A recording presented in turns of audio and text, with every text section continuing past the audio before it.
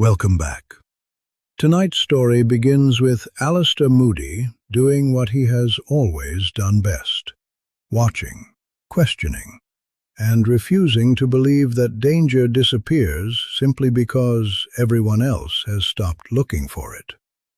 The war may be over, but its debts remain. Then a door appears in a wall where no door should exist. Behind it waits an offer. 12 deaths, 12 names, answers the ministry has failed to find. And the price is something Moody has spent his entire life guarding very carefully: his own name.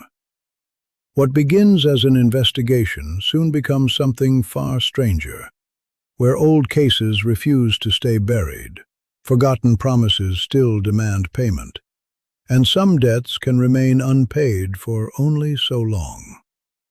This is the Quittance. Get comfortable. The Quittance. Alastor Moody arrived at the Aura office before the cleaning charms had finished their work, which was exactly when he liked to arrive. The floor still smelled faintly of the lavender polish the Night Witch used, and the windows carried a fog of condensation that put a soft gray light over everything. The kind of light that made a room lie to you if you let it. Moody did not let it. He walked the perimeter first, wooden legs striking the boards in a rhythm he had long stopped hearing, his magical eye swiveling up into the corner where the ceiling met the wall, checking the joint he had checked every morning for 3 years. The office was small. 4 desks, a filing cabinet that jammed on the second drawer, a window that looked out over a wet, grey stretch of London rooftops through the ministry's charmed sky. Moody had measured every foot of it more than once, not because he expected the measurements to change, but because a room that had not changed was a room that had not yet betrayed you. He crouched, joints complaining, and pressed his palm flat against a floorboard near the 4th desk, feeling for the give that would mean rot, or worse, tampering. Nothing. He straightened up and turned his blue eye on the ceiling joists, tracing the line of them through plaster he could see past as easily as through glass. Threep's voice arrived before Threep did, which was usual. It carried the particular brightness of a man who had never had to duck a curse in his life. "Alastor, good, you're in early. I was hoping I'd catch you before the others." Moody did not turn around straight away. He finished his circuit of the ceiling first, the way a man finishes locking a door before he answers a knock. "Constant vigilance, Threep," he said. "You'd know that if you ever came in before 10. Marcus Threep laughed, as though this were a joke shared between old friends, rather than an old soldier's contempt worn thin as a courtesy. He was a soft-faced man, going grey at the temples in a manner that suited him, dressed in ministry robes a shade too fine for a Department of Magical Law Enforcement corridor. He carried a folder under one arm, pressed against his side like something he was proud of. "I've come with good news," Threep said. "The Wizengammets approved the memorial ceremony for the spring. Full honours, names read out, families invited, the works. And the minister wants a face on it, someone the public trusts, someone who was there." "There are a great many people who were there," Moody said. He was looking now at the window latch, testing it with 2 fingers, though he knew perfectly well it was sound. He had reinforced it himself the previous winter, with a charm the ministry did not officially sanction. "None with your name," said Threep. "You're a legend, Alastor. Do you know what it would mean, having you stand up at that podium? It would mean something to people. It would mean the war is over, that we won it clean." Moody's magical eye rolled to fix on Threep directly, an unsettling effect that never failed to make lesser men take half a step back. Threep, to his credit, did not step back. He only smiled wider, as though the eye's attention were a compliment. "We didn't win it clean," Moody said. "I could give you a list of names, Threep, people who ought to be rotting in Azkaban right now, and instead are having dinner parties in Wiltshire because they told the Wizengamot they were under the Imperious curse, and the Wizengamot believed them, or pretended to, which amounts to the same thing paid in a different coin. You want me to stand up in front of the widows of the men I couldn't save and smile for the cameras, while the people who killed their husbands sit 2 rows back in good robes? That's not a memorial, Threep. That's an insult with a band playing. Threep's smile did not so much fade as recalibrate, becoming something more patient, the expression of a man used to talking around obstacles rather than through them. "It doesn't have to be complicated," he said. "You say a few words. You don't even have to mention anyone by name if you don't want to. The public wants a hero, Alastor, and frankly the department could use the goodwill just now. There's been noise upstairs about our budget, and a ceremony that goes well does us a great deal of good with the people who control it." "Then find another hero," said Moody. "I've got work." "There isn't another hero. That's rather the point," Threep said. And for the first time something harder showed under the geniality. A bureaucrat's patience running thin. "You're the one who was in the papers. You're the one who lost the eye and the leg and kept going. The public doesn't want an horror office, Alastor. They want a story, and you're the only one who fits it." Moody looked at him for a long moment. Blue eye and human eye both. Which was worse than either alone? "I'm not a story," he said. "I'm a man who's buried more friends than you've had hot dinners, and I'll not put my face to a ceremony that tells the wizarding public they can sleep easy. They can't. Half the people who did the worst of it are walking free with clean robes and cleaner alibis, and until that changes, there's no ceremony worth having." Threep opened his mouth, considered whatever he had been about to say, and apparently thought better of it. He tucked the folder tighter under his arm. "Think on it," he said. "The minister will ask again. He generally gets his way in the end." "So do I," said Moody. "That's why I'm still alive." Threep left with the particular quiet of a man rehearsing his report to somebody upstairs, footsteps receding down the corridor at a pace too brisk to be entirely unbothered. Moody watched the door until it had swung fully shut, then watched it a further 10 seconds beyond that, out of the same habit that made him check window latches he had already checked. He went to his desk last, which was its own small ritual. The desk was orderly in the specific way of a man who trusted nothing to be where he had not put it. Quills lined by length, inkpots stoppered, a stack of case files squared at the corners.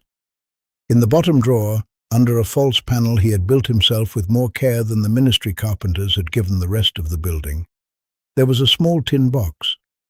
He drew it out and set it on the desk, and for a moment did not open it, only looked at it, his scarred hand resting flat on the lid. Inside were letters. Not many, perhaps a dozen, each one from a person who had written to him in the 2 years after the war ended, when the newspapers had still been printing lists of the dead and the missing, and Moody's name had appeared often enough in connection with both that people believed, not unreasonably, that he might know something they did not. He had answered most of them, eventually, with whatever truth he had, and no comfort he did not believe. One letter he had never answered. He took it out now. The parchment had gone soft at the folds from being opened and refolded, though not recently. He had not opened it in some time, and did not open it now. He knew the hand well enough. A widow's hand, careful and upright. The hand of someone who had learned to write letters that did not fall apart, even when the writer did. She had asked him plainly whether her husband's death had meant anything, whether the man responsible had been found, whether there had been anything Moody could have done and had not. He remembered every line of it, though he had not looked at it in 3 years. He had drafted 6 replies in that time and burned every one, because none of them had been true enough to send, and none of the true ones had been kind enough to survive her reading. He held the letter for a while longer than he needed to. Then he took his wand from inside his coat, pointed it at the small brazier that sat cold in the corner of the office, more decoration than heat source, and murmured the kindling charm. The coals caught with a soft orange flare. Moody did not throw the letter in with any ceremony. He simply held one corner to the flame until it took and dropped it in, and watched the parchment curl black and then to nothing, the widow's careful hand disappearing letter by letter until there was only ash sitting on top of coal. He did not feel better for it. He had not expected to. Some debts you did not pay off. You only stopped carrying the paper.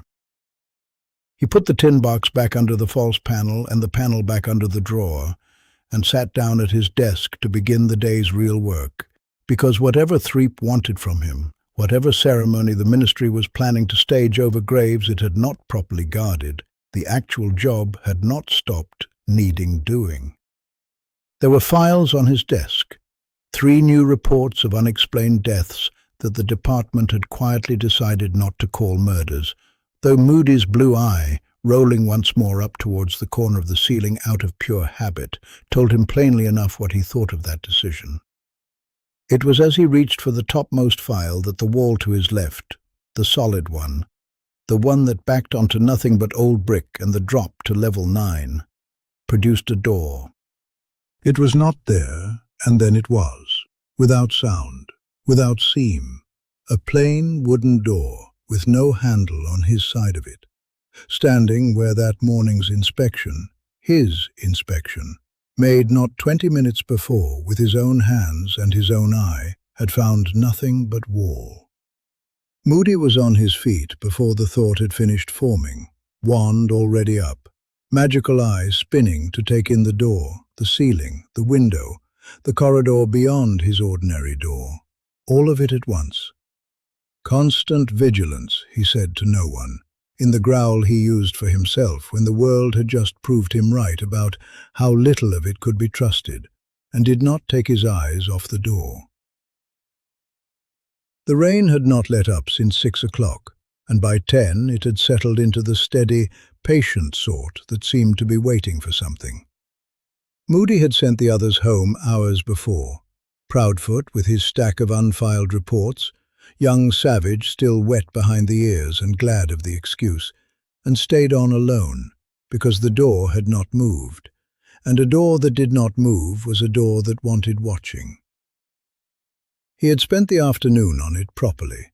Diagnostic charms, 3 different kinds, each one telling him the wall behind his coat pegs was brick, old brick, the same brick the ministry surveyor's plans from 1926 showed running unbroken from the lift shaft to the stairwell. He had knocked on it with his wand and with his knuckles, and got the same dull, ordinary sound both times.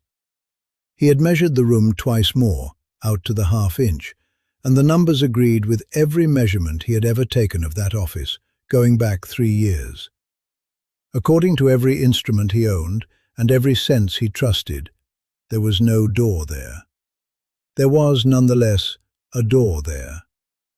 He was sitting with his back to the filing cabinet, wand across his knee, the brazier throwing what little heat it had into a room gone cold with the hour, when the door opened without a sound, and a woman stepped through it into his office as though she had done it every night of her life. She was old, older than Moody, he judged, though her spine was straighter than his, and dressed in grey that matched the door so closely, he had the sudden, unpleasant thought that she had been part of the wall itself and only now peeled herself away from it. Her hands were the first thing his blue eye fixed on because they were dry. Chalk-dry, powdered white at the knuckles, the way a schoolteacher's hands went after years at a blackboard, though there was no blackboard within a mile of this office. In her right hand she held a quill that had no ink on it anywhere, not on the nib, not on her fingers, not on the sleeve that had surely brushed 100 inkwells in its life. Moody was up and leveled at her before the door had finished closing behind her, which it did on its own, silently, becoming wall again the instant it shut. "Name," he said. "Now." "Wren Halloran," the woman said, unbothered by the wand. which told him either that she did not understand what it meant or that she understood it perfectly and had decided it did not apply to her.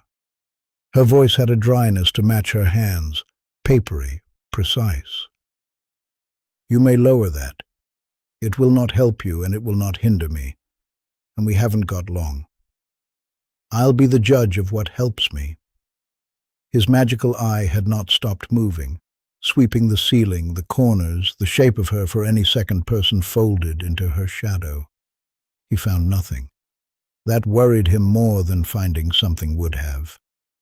"You came through a door that wasn't there this morning. I measured that wall myself." "You measured it correctly," Halloran said. "The wall is exactly what you think it is in every world where I have not opened a door in it. I don't have time to explain the mechanism to you, Mr. Moody, and you would not thank me for trying. It took the department 3 centuries to half understand it, and they still argue about the other half." She reached into her sleeve, unhurried, and drew out a scroll bound in black ribbon, sealed with wax, the deep green of old moss. "I've come to offer you something. I would rather you took it than not, but I am required to tell you it can be refused." "Required by who?" "By the terms," Halloran said, as if that answered anything. Moody did not move his wand. "State your business or get back through your door." "My business," she said, "is 12 deaths, 3 of which are sitting on your desk right now under a heading your department has chosen not to call murder, and 9 more you haven't found yet and won't, not with the methods you're using. I can give you all 12, names, places, the manner of each, sealed and true, no tricks in the wording, no riddles for you to solve wrong. What I want in exchange is not gold. It's smaller than that and larger than that." She set the scroll on the corner of his desk, careful, as though it might scorch the wood. "Your name, as surety, until midnight on the 30th of June." Moody's eye fixed on her fully now, blue and unblinking, while his natural one narrowed. "Surety for what?" "For the schedule holding true.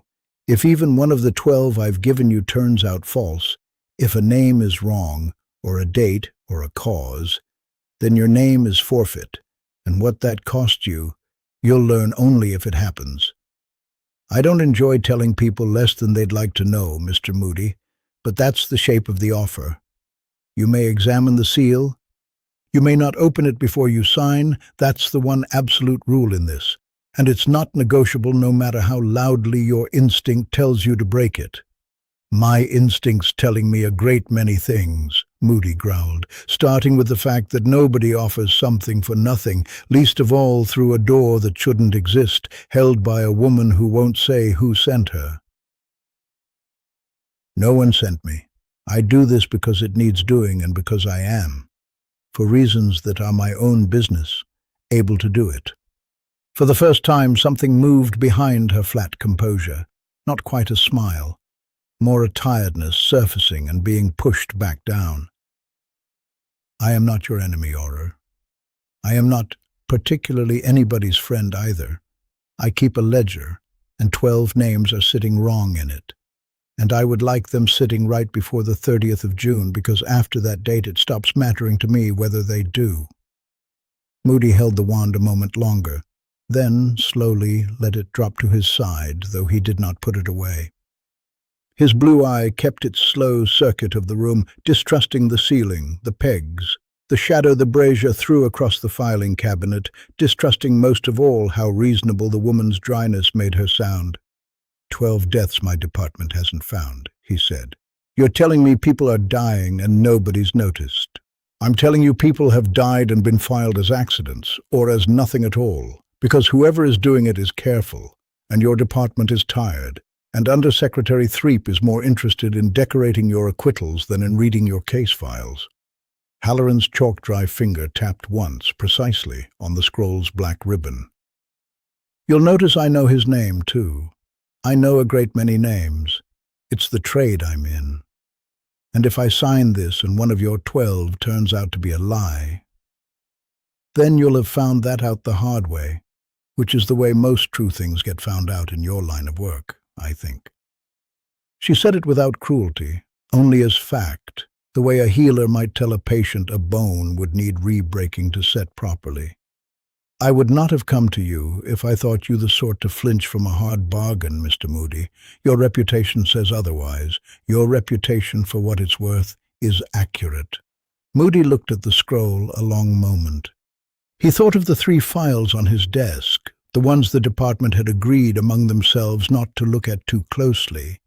The widow's letter he had burned not 6 hours before with his own hand, because there had been nothing left to say to her that was true and kind at once.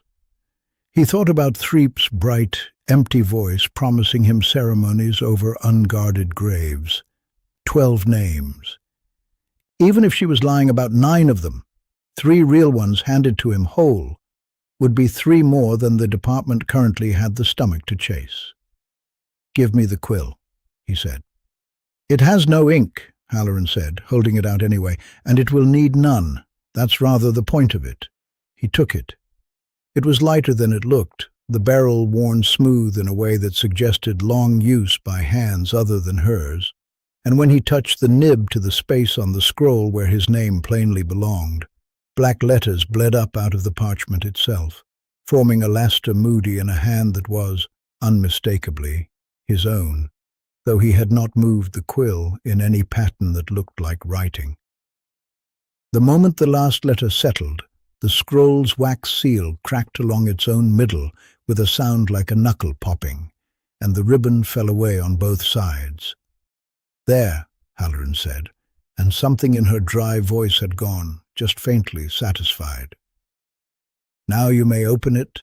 Moody unrolled the parchment with the particular suspicion of a man expecting the paper itself to bite him. 12 lines, in ink the color of dried blood, each one a name, a place, a date, not yet arrived, and beside each a short, precise phrase describing a manner of death he had, in 3 cases, already read that day under a heading that called it something gentler. He looked up.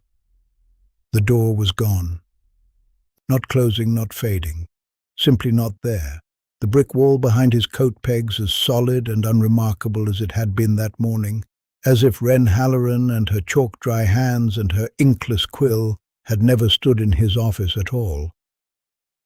Moody stood very still for a long moment, wand still loose in his hand, his magical eye rolling once, slowly, over the wall where the door had been, cataloguing it, memorizing the exact grain and mortar line as though the wall might yet confess something.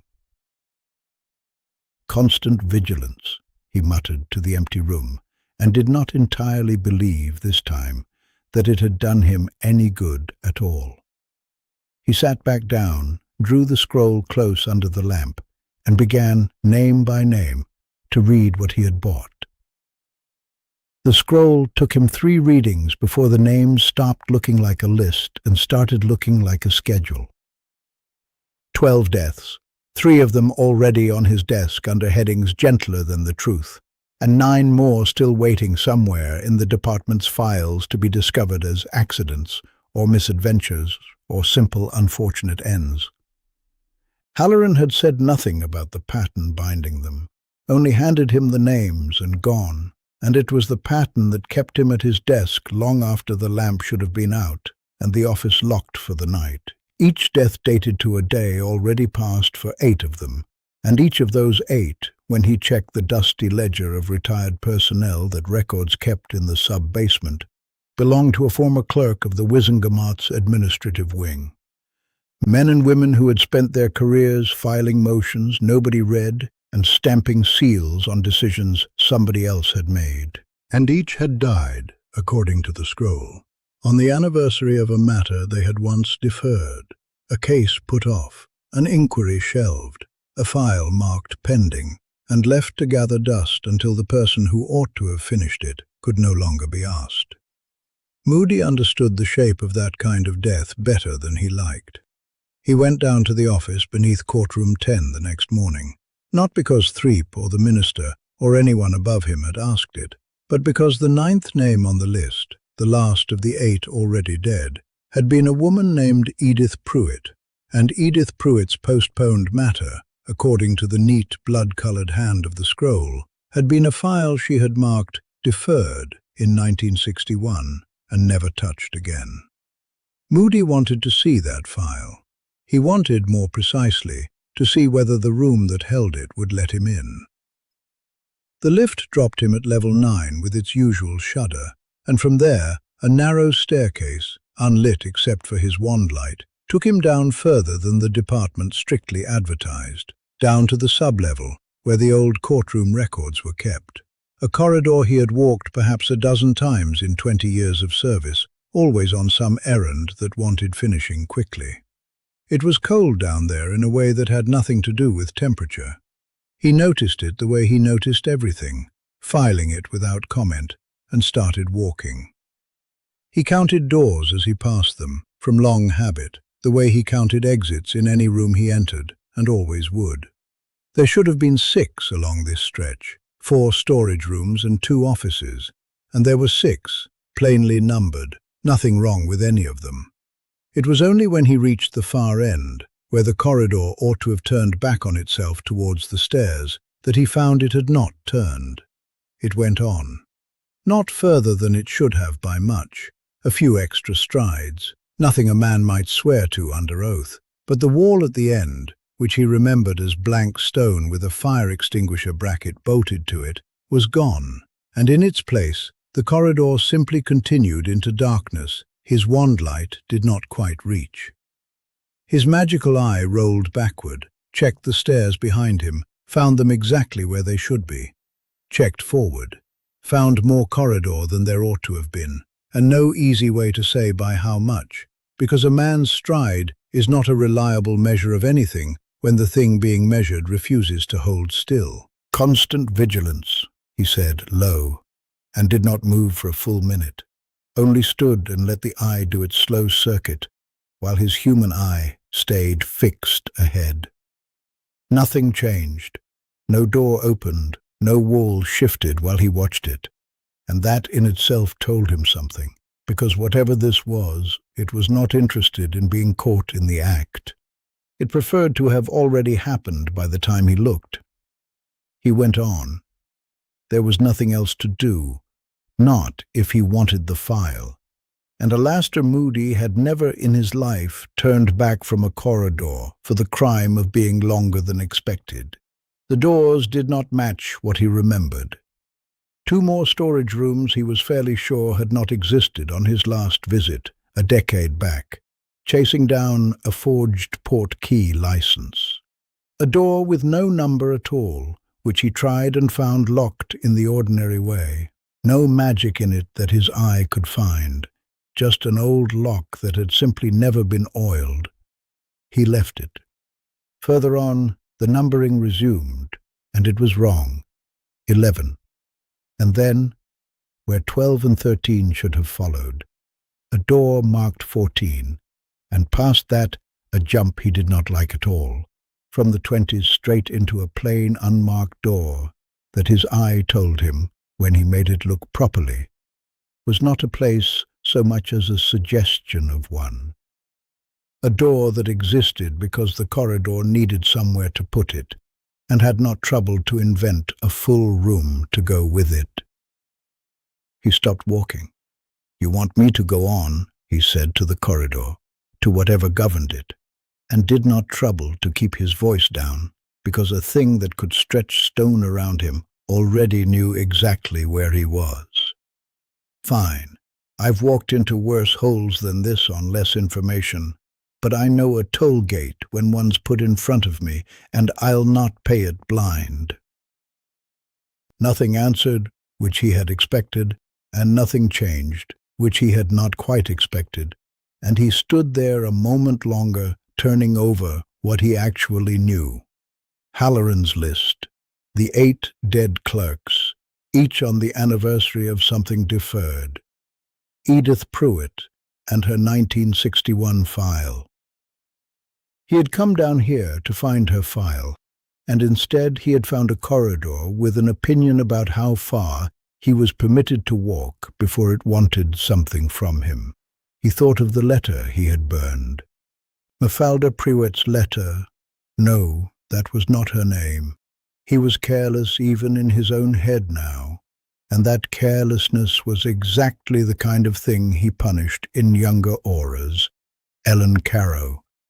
That was it, the widow, writing 3 times now to ask what had happened to her husband, a man Moody had failed to save on a raid gone wrong in the last months of the war, and whom Moody had never gone to St. Mungo's to properly account for, because there was a healer there, an old mediwitch who had been present at the end, who could tell him precisely what he wanted not to hear, whether Carrow's death had been quick, and whether it had been his fault. He had not gone. He had told himself he would for 3 years running, and had instead filed the matter. In the private ledger he kept only in his own skull, under deferred. It was not a coincidence that the thought arrived here, in this particular stretch of borrowed stone. He was fairly sure the corridor did not deal in coincidence. "I haven't been to St. Mungo's," Moody said aloud to the dark ahead of him, and it cost him more than he would ever have admitted to Threep or to anyone else in the building above. "There's a woman there who was in the room when Rufus Carrow died, and I've had 3 years to ask her what happened, and I haven't gone, because I already know what she'll say, and I didn't want it said to my face. That's the truth of it. That's what I put off." For a moment nothing happened at all, and he had time to feel foolish, an old scarred aura confessing to an empty corridor, like a man at a church he didn't believe in.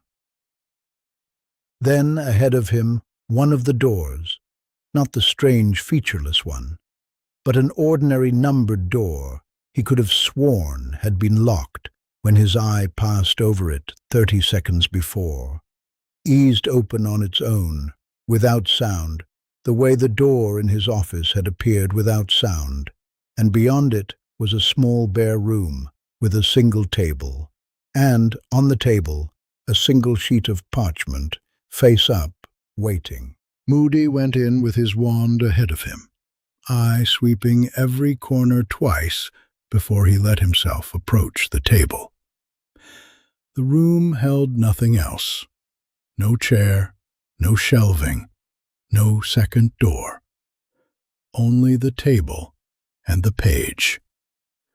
And the page, when he finally stood over it, defeated him in a way very little in his career had managed.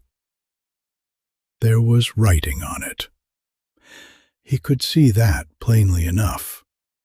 Dense lines of it running edge to edge. But he could not read a word. It was not another language, not runes, not code in any pattern his eye, either eye, could resolve.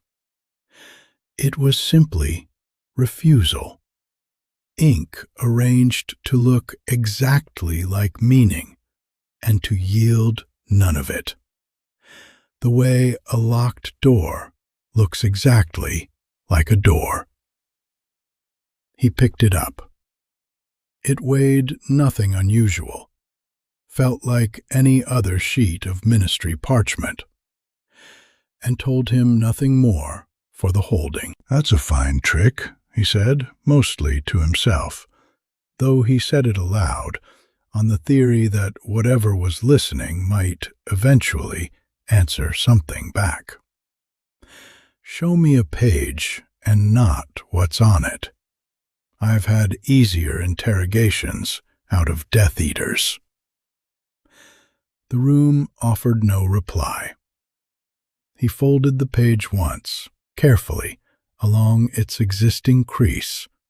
There was a crease already there, he noted, which meant it had been folded before, by someone, at some point, and unfolded again for his benefit or someone's cruelty, and put it inside his coat. When he turned to leave, the corridor beyond the door had shortened itself back to what it should have been all along, 6 doors, the staircase visible at the far end, exactly where it belonged. No trace of the extra length he had walked, or thought he'd walked. He tested it by counting his steps back, and it took him rather fewer than it had taken him to arrive, which he did not like at all, and filed away with everything else he did not like about this business. He climbed the stairs 2 at a time, despite the leg, because a man does not linger in a place that has already shown him it can rearrange itself around whatever he is willing or unwilling to say out loud. At the top, the lift arrived promptly, ordinary and creaking and entirely itself, and Moody stood in it with the page in his coat and the scroll in his desk drawer, and the certain unhappy knowledge that he had one visit left to make that he had been putting off for 3 years, and that whatever governed the corridor below courtroom 10 now knew it too. A knock at the door of number 4, Alder Court, went unanswered for the 3rd time, and it was the neighbor who eventually fetched the woman who kept a spare key for emergencies. By the time Moody arrived, someone had already thought to summon a healer, and the healer had already thought better of touching anything, which was the only sensible decision anyone in the house had made that morning. The clerk's name was Osric Bellamy, 71 years old, retired 11 years from the Wizengamot administration services, and he was sitting in his armchair by a fire that had burned down to a low, contented glow, as though it had been fed at a reasonable hour by a man expecting to live through the night. His hands rested on the arms of the chair. His mouth was slightly open. There was a cup of tea on the table beside him, gone entirely cold, with a skin formed across the top of it that told Moody it had sat there since some time the previous evening. Moody's magical eye went first to the door, checking the wards, intact, untouched, the kind of ordinary household charm that kept out rain and rats, and did nothing whatsoever against anything that mattered. And then to the window, then to the chimney, then back to the body, in the order he always worked a scene. Because a room told you what had happened to it if you asked it in the right sequence, and did not let yourself be distracted by the part that was meant to distract you. "No forced entry," he said to the young Auror who had accompanied him, a boy named Pruitt, who had joined the department 18 months ago, and still flinched slightly at bodies, which Moody did not hold against him yet. No sign of a struggle, no mark on him that I can see, and my eyes looked harder than most healers manage.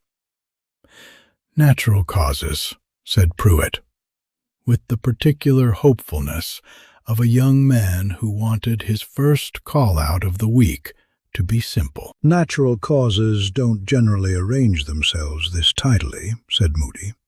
He crouched, awkward with the leg, and studied the old man's face at close range, the blue eye rolling to take in the angle of the jaw, the color beneath the skin, things an ordinary eye would have missed, and Moody's had learned over 4 decades never to.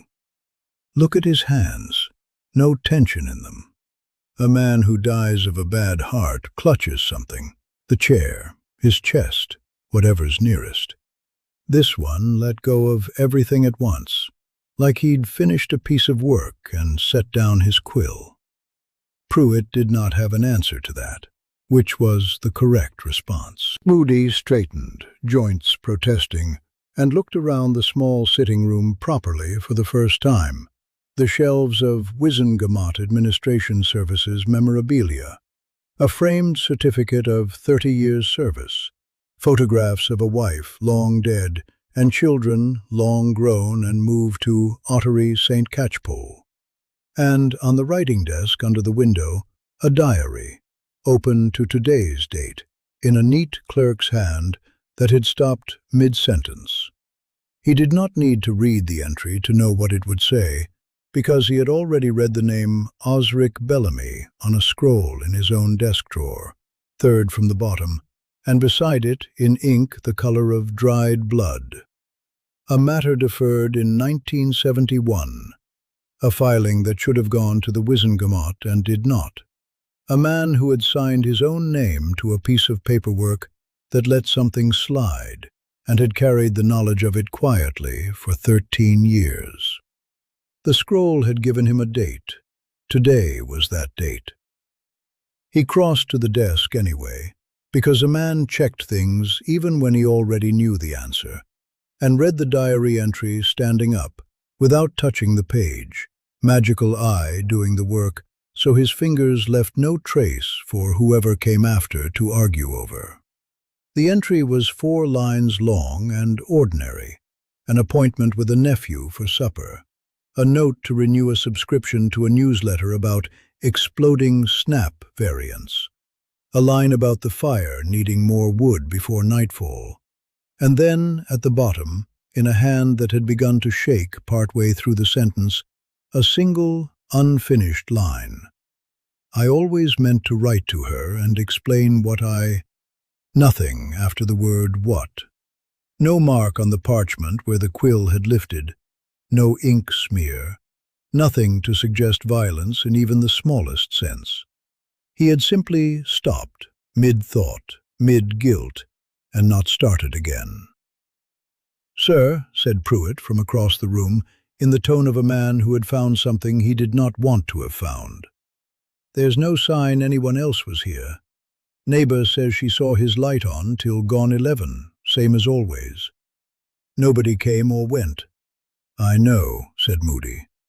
"Then who—" "I don't know," said Moody, which was not something he enjoyed saying, and said rarely enough that Pruitt looked up at him properly for the first time since they'd arrived.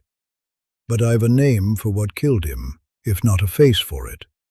And I'll thank you to write down exactly what you've seen here and nothing you haven't. Because in about an hour, this is going to stop being your case and start being mine.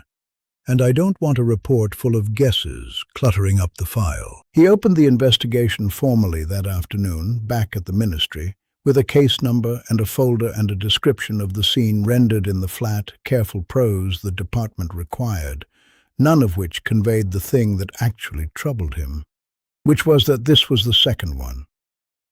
The first had come in January, a woman named Ottoline Crake, 78, found in her bath, no water in her lungs, no mark, dead of nothing anyone could name, and Moody had filed her quietly under the same heading as the 3 cases already on his desk the day Wren Halloran walked through a wall that was not supposed to have a door in it.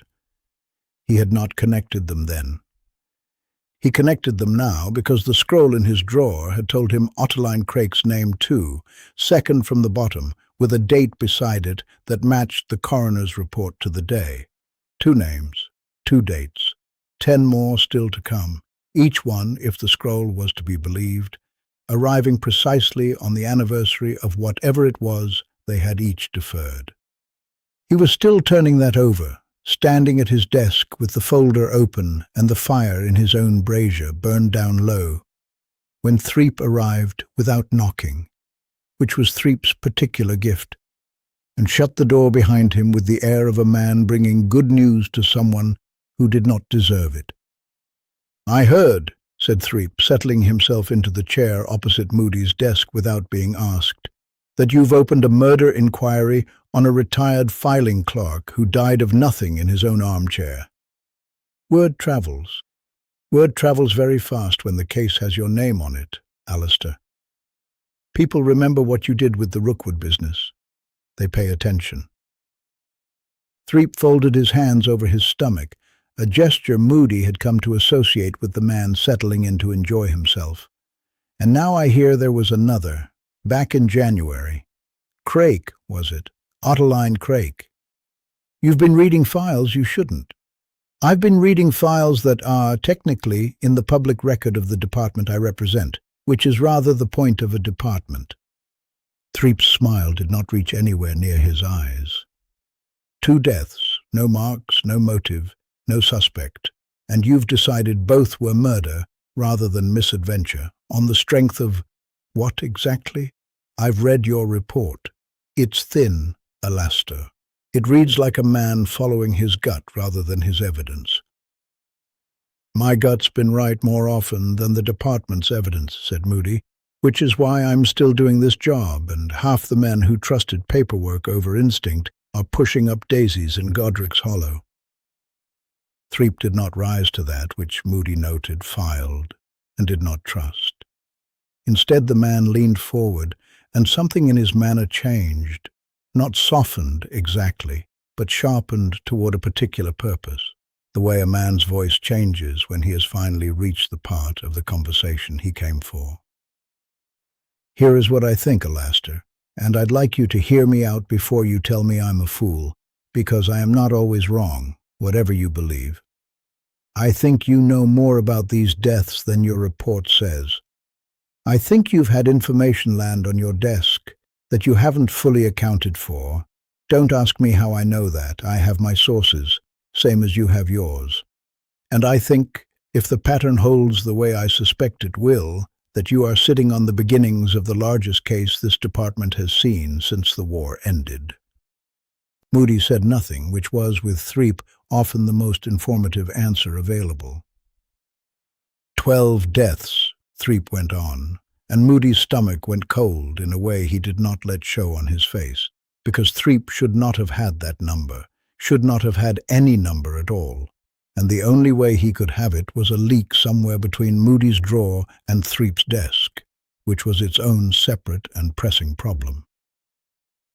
That's the rumor, at any rate. 12, spread out, one at a time, each one clean as a whistle. Now imagine, Alastor, imagine you sit on this quietly, the way you're clearly minded to, chasing them down one dead clerk at a time over the better part of a year, filing each one separately, telling nobody anything until you've got the whole shape of it worked out to your own satisfaction. That's your way. I know your way. There's a reason it's my way. And a fine way it is, for a man with nothing to answer to but his own conscience. Threep spread his hands, warming to it now, the way he warmed to any idea that involved a ceremony, a headline, a photograph of himself standing near something important. But imagine the other version. Imagine you hold the whole book closed until midsummer, the 30th of June, say, since I understand that date means something to you already, though you haven't told me why, and then you open it all at once. 12 names, 12 deaths, solved, explained, the culprit or the cause laid bare in a single sitting before the Wizengamot. 12 convictions, Alastor, or 12 resolutions, whichever the facts allow, delivered in one stroke instead of dribbled out across a year like bad news nobody wants to read twice. You want a ceremony, said Moody flatly. I want a triumph, said Threep, and had the grace, at least, to look faintly embarrassed at how plainly that came out, though not embarrassed enough to take it back. The department needs one, the public needs one, something to prove that when things go wrong in this world, wizards find out why and put it right and don't simply let old business die quietly in armchairs and go unremarked. You call it a ceremony. I call it the only kind of justice that anyone outside this building will ever notice. Moody looked at him for a long moment with both eyes, which unsettled Threep exactly as much as it always did, and thought about a widow's letter burned to ash in a cold brazier, and a page of parchment in his coat that refused to be read, and a scroll with 10 names still waiting on it, each attached to a date he did not know and a person he had not yet found. I'm not building you a headline out of dead clerks, Threep. I'm not asking you to build anything, said Threep, standing, brushing invisible dust from his robes in the manner of a man who considered the conversation a success regardless of what had actually been said in it. I'm asking you to think about what you do with what you're given. You always have, Alastor. That's rather the trouble with you. You never stop. He left the way he always left, unhurried, satisfied, leaving Moody alone with the fire, the folder, and the growing uncomfortable certainty that whatever he did with the scroll now, solve it quietly, name by name, or hold it whole for a summer's reckoning. Somebody else had already begun deciding the shape of the story for him, and had done it before he'd so much as chosen a plan of his own. Sixpenny Court did not appear on any ministry map Moody had ever pulled, and he had pulled most of them at one time or another, cross-referencing streets against ley lines, against old flu registries, until his eye ached from the strain of it. It did not appear on any Muggle map either, which was the more interesting fact, since the alley that led to it ran directly off Whitehall, not 40 yards from a red pillar box and a queue of civil servants waiting for sandwiches. He had walked past the mouth of it 3 times before his magical eye, rolling backwards through the brick as it did when something wanted very badly not to be looked at, caught the seam of a charm, laid so old and so thoroughly maintained that it had stopped feeling like magic at all, and started feeling like weather. He said the unlocking word under his breath, more out of habit than need, since the charm was not the kind that answered to words, and stepped through. The court was small, cobbled, and entirely too clean for a place so well hidden. 11 doors faced him, 5 on each side, and 1 at the far end, every one of them painted the same flat black, every one of them fitted with the same brass number plate, worn soft by handling. A washing line ran the length of the yard between 2 iron hooks, hung with shirts and a child's jumper, and 1 enormous pair of grey combinations that flapped like a flag surrendering. Under the line, a boy of perhaps 9 was on his knees with a stub of chalk, marking out a Quidditch pitch on the flagstones in a scale that would have embarrassed a snitch. "You're standing on my keeper's end," the boy said, without looking up. Moody looked down. He was. "Apologies," he said, and moved, which cost him more dignity than he expected it to, given the leg. The boy accepted this with the grave satisfaction of someone whose authority had just been confirmed by an adult stranger, and went back to his chalk. "Tobin Gilly," the boy said, when Moody didn't leave. "You're wanting a door. Everyone who comes in wanting isn't wanting me, so it's one of them." He gestured with the chalk stub, taking in the whole row, without narrowing it at all. "I'm wanting information first," said Moody, "which is rarer in my experience than doors." He crouched awkwardly, bringing himself down near the boy's level, which had the double advantage of taking weight off the leg and making himself look less like a man about to arrest somebody. "How many people live here, Tobin?" 31, said Tobin promptly, the way children recite facts they've been made to say often enough that the number has stopped being information and started being a kind of song. "Was 32, but Mrs. Aldous went to her sister's in Diagon Alley for good, after the second one." Moody's eye, without being asked, swiveled once around the yard, counting windows, counting chimneys, doing the arithmetic that 11 doors and 31 residents implied, and not liking the answer, which was that a great many people were living behind each of those flat black doors, in rooms that could not possibly hold them, in a court that could not possibly exist where it stood. "The second one," he said. "The second what?" Tobin looked up properly for the first time, and Moody saw that the boy's eyes were pale, almost colourless, and did not blink often enough. "Death," said Tobin, with the flat unconcern of a child reporting the weather. "Mr. Bellamy. He was the surety for my Nan's brother's paper, and he died in his chair, and now she says we've one less to worry about, which is a wicked thing to say about the dead. But Nan says the dead don't mind wickedness the way the living do." "And the first?" "Mr. Sallow. He died in March. He wasn't ours, he was number 7's, but number 7 cried about it for a week, so we all knew." Moody straightened, the leg protesting, and looked properly at the row of doors, at the numbers worn soft, at the washing line strung between them like the yard's one shared vein. 2 dead men, both listed as sureties, both from this court that did not exist on any map, sealed off Whitehall by a charm nobody had thought to renew in living memory, because nobody outside it knew to look. He had followed the scroll's addresses here without expecting to find anything but a filing error. He had not expected a village. He knocked on number 4 first, because it was nearest, and a woman answered with flour on her hands and a baby balanced on one hip, and told him cheerfully that yes, she was a surety, had been for 11 years, for a case she couldn't for the life of her put a name to. And did it matter, since nothing had ever come of it and nothing ever would? He asked what she stood surety for, and she laughed, not unkindly, and said that was rather like asking what the roof stood surety for, wasn't it? You didn't ask the roof to remember the house, you asked it to hold the water off, and it did that whether it remembered or not. He tried number 6 and number 9, and the man at the far door who kept ferrets, and answered questions about legal instruments with questions about Moody's leg. And by the 4th interview, he had stopped expecting a different shape of answer, and started listening for the shape itself, the way you listen for a tune under bad singing. Every one of them was a surety for something.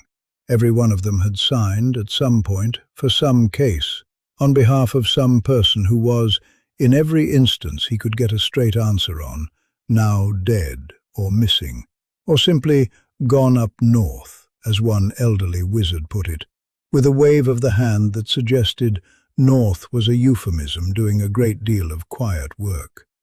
Every one of them was, without exception, entirely unbothered by not knowing what their signature had actually promised. That was the thing that stopped him, in the end, more than the 11 identical doors, or the impossible arithmetic of 31 lives packed into a court the size of a ministry lift. It was the not minding. He had spent 44 years being the man who minded, who read the small print twice, and then a third time out of spite, who assumed every kindness came with a hook in it, because most of them did. And here was an entire hidden court of people who had signed their names to things they could not name and slept perfectly well at night for it. He stood in the middle of the yard, between the washing line and Tobin Gilly's chalk pitch, and thought about a tin box under a false panel in his own desk, and a letter he had burned rather than answer, and a scroll with a name he had not spoken aloud in 4 years, because saying it had always felt like the first move in a game he did not want to play. Nettlefold, he said. He had not meant to say it out loud. It came out of him the way a wound reopens, not with drama, just a small parting of the skin along the old line. And then the bleeding starts again as if it had never stopped. Nettlefold, 1980. The case he had sat on, sealed, told himself for 4 years was somebody else's to open, because opening it meant admitting that Rufus Caro had died the way he suspected Caro had died, and that the men who'd made it happen had walked away with medals instead of chains, and that he, Alastor Moody, sworn to constant vigilance, had let it happen by choosing deliberately not to look. The court did not answer him. No door opened. No wall produced a seam, but the washing line went still. The shirts on it, which had been moving in a breeze he could feel plainly enough against his own face, hung dead flat, all at once, as if the air itself had chosen to stop breathing in sympathy. Tobin Gilly's chalk stopped scraping. The boy looked up at Moody with those pale, unblinking eyes and said, in a voice that had lost every trace of a child's carelessness, "You said a name." "I did." "You're not meant to say names here," said Tobin. "That's not what the court's for." "What's the court for, then?" "Holding," said the boy, and pointed, not at Moody, but past him, at the far door, the 11th, the one at the end of the row that Moody had somehow not knocked on yet, though he could have sworn he'd counted it among the 10 he'd already tried. It stood black and numbered like the rest, except that the number plate on this one, when Moody's eye rolled round to read it properly, did not show a number at all. It showed a date.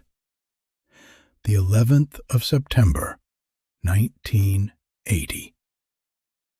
Moody crossed the yard towards it without deciding to.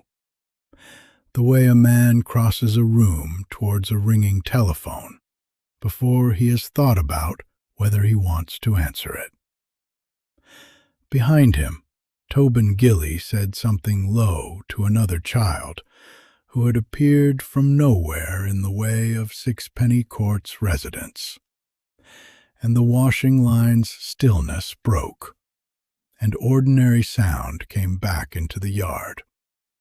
A kettle somewhere, a dog, a woman calling a name that wasn't Moody's. He stood in front of the black door with the date instead of a number, and understood that he had done, without meaning to, the one thing Wren Halloran's scroll had never asked of him, and the one thing 4 years of careful silence had been built to prevent.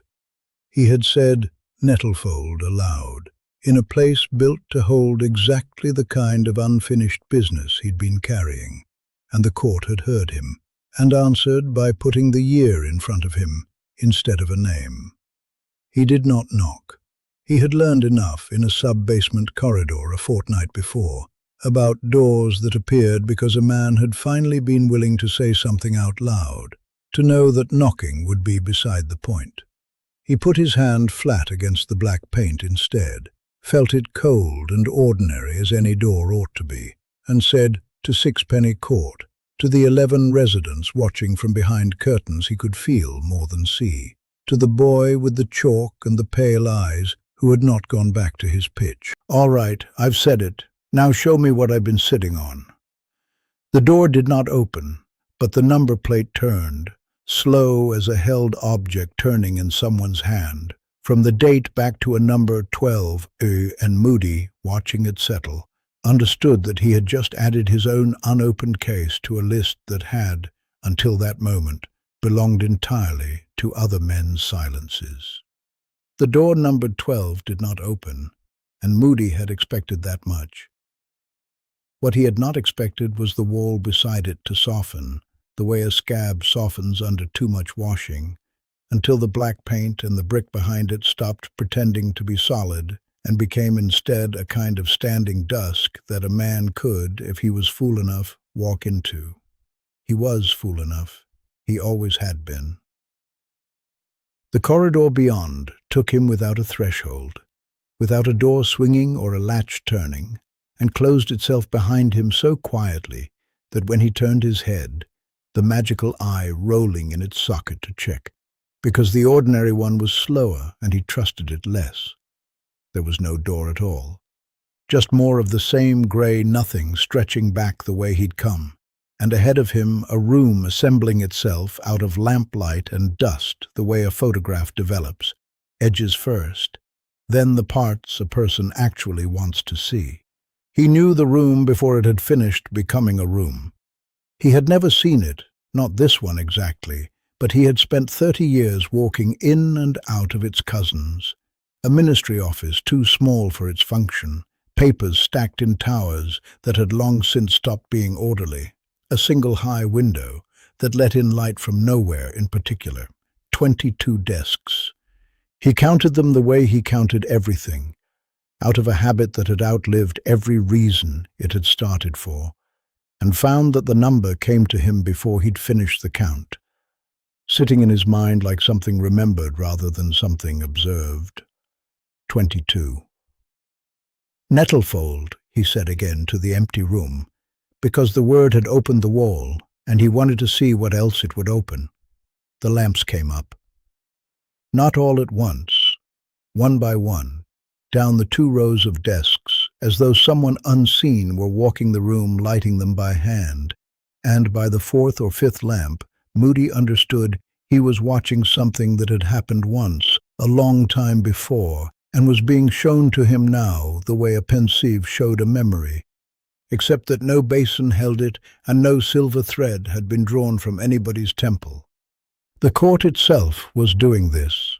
Sixpenny Court which held unfinished business the way a larder holds food, had reached into whatever cupboard it kept its dead years in and taken this one down for him. He recognized none of the 22 faces that resolved themselves at the desks, and that surprised him for exactly as long as it took him to remember that he wouldn't. Junior clerks, filing staff, the lowest rank the Wizengamot's administrative wing employed, the sort of witches and wizards who spent entire careers stamping seals on decisions handed down from higher up and never once got their names attached to anything that mattered. He had walked past desks like these 1,000 times on his way to somewhere more important, the way everyone does, and never once wondered who sat at them or why. A woman near the front of the room, dark-haired, younger than anyone Moody had arrested in his working life, with ink on 2 fingers of her writing hand, stood up from her desk and addressed the room. And though her mouth moved and no sound reached him at first, the room seemed to catch up with itself a half-second later, the way a wireless catches a signal, and her voice arrived thin and clear. "They're voting it through on the 14th, she said. "Internment. All of them. No hearing, no review, straight from list to cell, on nothing but a surname and a suspicion. I've seen the schedule. 1,100 names, near enough, and not one of them's had so much as a letter asking for their side of it."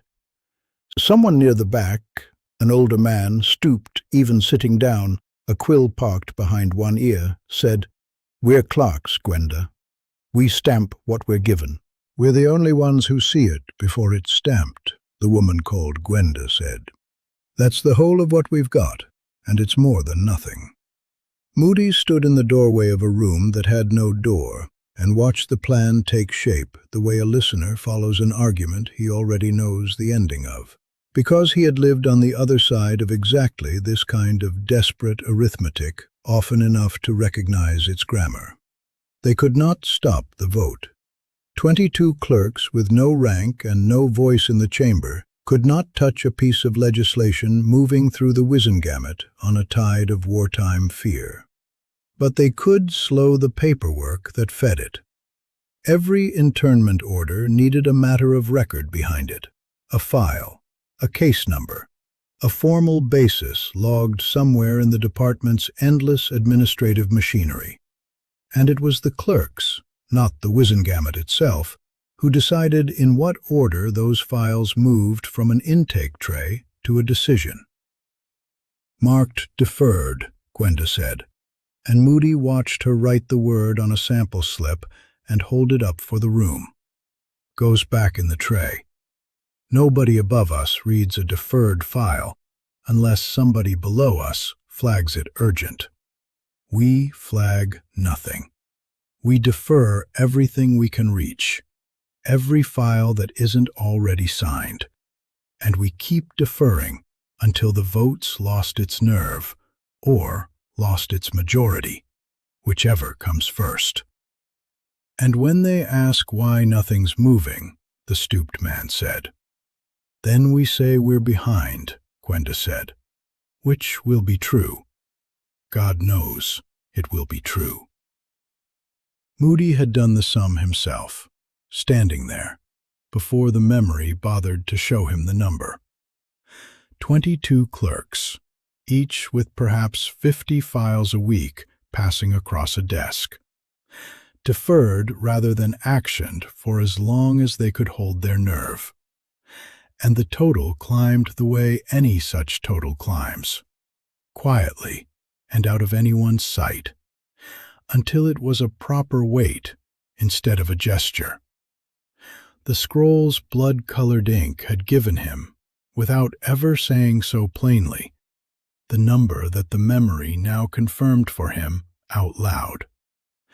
Because somewhere in that low gray light, a man reading from a ledger read a running tally to the room. 1,000. 1,040. And by the date printed on a calendar page, tacked to the wall behind Gwenda's desk, the 11th of September, the count stood at 1,140 matters marked deferred and sitting unread, unactioned, in trays that nobody with the authority to demand otherwise had thought to check. It had worked, or worked enough. The internment vote that Moody now understood the year to have carried, he did not need the memory to tell him that. Every auror above a certain age carried 1979 in his bones, the way other men carried old fractures. Had gone through eventually, but late and thinner than it had been drafted, missing the teeth that would have let it reach the 1,100 names the 22 clerks had managed to keep out of its path in time. Some of those names, Moody understood without being told, would have been guilty of nothing at all, except a surname the war had made suspicious. A mercy, then, purchased the only way 22 people with no power had been able to purchase it, by lying, quietly and collectively, about how busy they were. And the price of it, when it came, had come the way such prices always did. Not to the people who'd voted, not to the department that had let it happen, but to the clerks themselves, one by one, over years, in whatever manner the ministry disciplined a thing it could not prove and did not want examined too closely. Reassignment. Early retirement offered in a tone that made it plain it was not an offer. A pension quietly withheld until a signature was produced on a file nobody could any longer locate. And, running under all of it, the arrangement Moody now stood inside the memory of 22 clerks who could not simply vanish from the department's records without questions, given housing instead in a place that did not appear on any map the ministry kept. A court off Whitehall, sealed by a charm old enough that nobody currently serving remembered who had cast it, where they could be watched and quieted, and eventually forgotten by everyone except each other. Sixpenny Court, 31 residents. He had counted 11 black doors in the yard outside and thought the arithmetic didn't square, and it hadn't, because some of the 22 had died in the years since, and some of their children had been born there and never left, and the court had gone on holding what it held the way it always did, without complaint, without explanation, waiting for someone with a reason to ask. The lamps along the second row of desks began, one by one, in the same order they had lit, to go out. Moody understood, watching the room dim itself back toward wherever it kept itself between visits, that the 12th name on the list, the case he had added to it himself 3 days before without meaning to, was not one of the 22 clerks. It was the matter they had deferred on his behalf, though he had never once, in 4 years of careful silence, thought of Rufus Caro's death as anything he had a file open on. But somebody had opened one. Somebody, filing his own postponed reckoning the way Gwenda's people had once filed 1,100 strangers' cases, had marked Nettlefold deferred and put it back in the tray, and left it there for exactly as long as Moody himself had left it, because it turned out the court did not distinguish between the paperwork of clerks and the paperwork a man kept, unwritten, inside his own chest. Whose case was it, Moody said aloud, to the last lamp still burning, that they deferred to buy me the year I got?